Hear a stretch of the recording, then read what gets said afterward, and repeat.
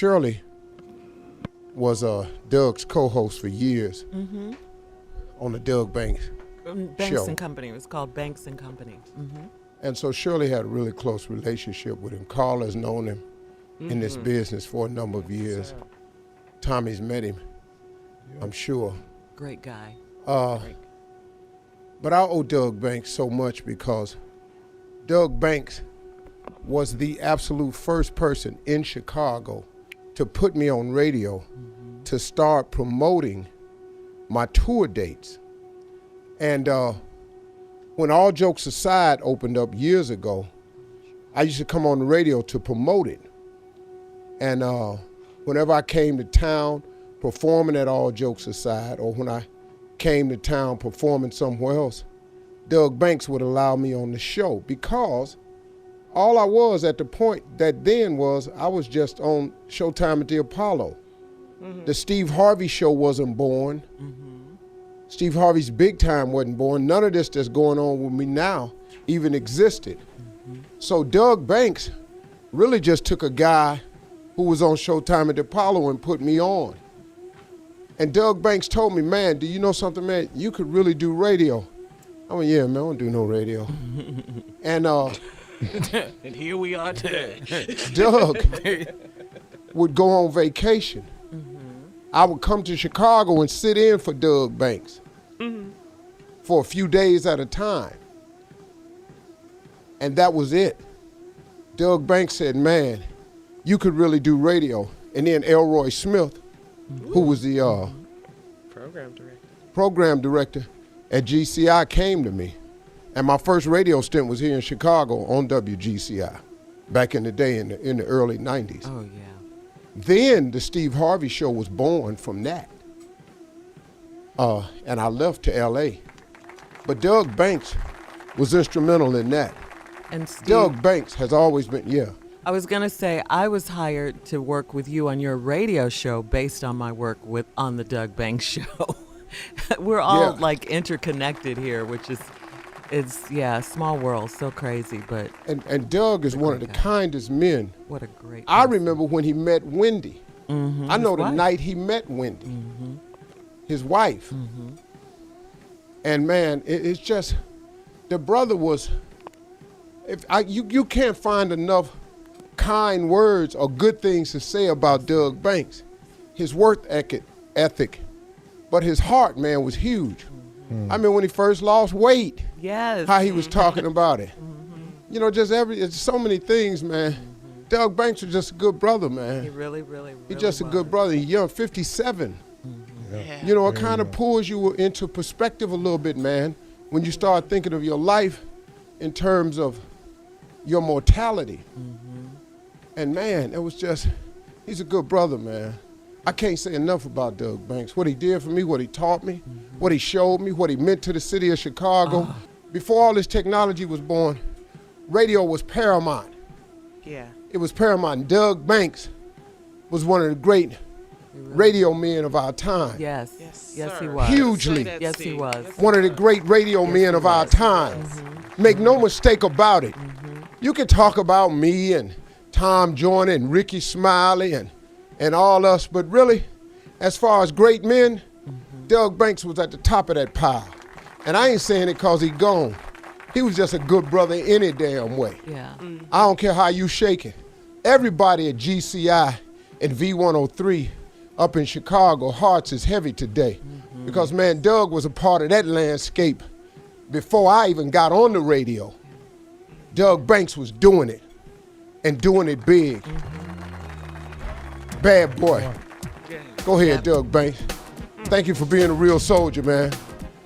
Thank you for being an example, for being a great father, for being a great husband, for being a great man.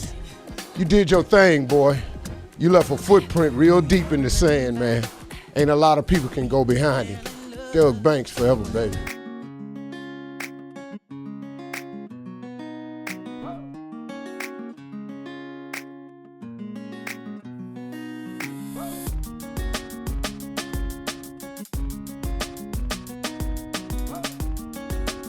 Hey there, it's Jean Sparrow from V103, and we're remembering Doug Banks. I cannot believe it's been 5 years. I started my career with Doug, and I was doing traffic for his afternoon show when he moved from mornings to afternoons. And it was one of the best experiences of my career. And it was a great way to start things because it set the tone for the rest of my career. Doug taught me how to have fun on the radio. Not that I didn't have fun before, but not fun like Doug Banks has fun. And he used to say, "You ready to play radio, Jeannie?" And that's exactly what we did. And it's what I try to keep doing every day since. Every time I open up a mic, that spirit is in my heart. And I'm forever grateful for that and everything else Doug gave me. Advice, guidance, and cheerleading too. Miss you, Doug. Miss you so much. Love you forever. Hey, it's Joe Soto.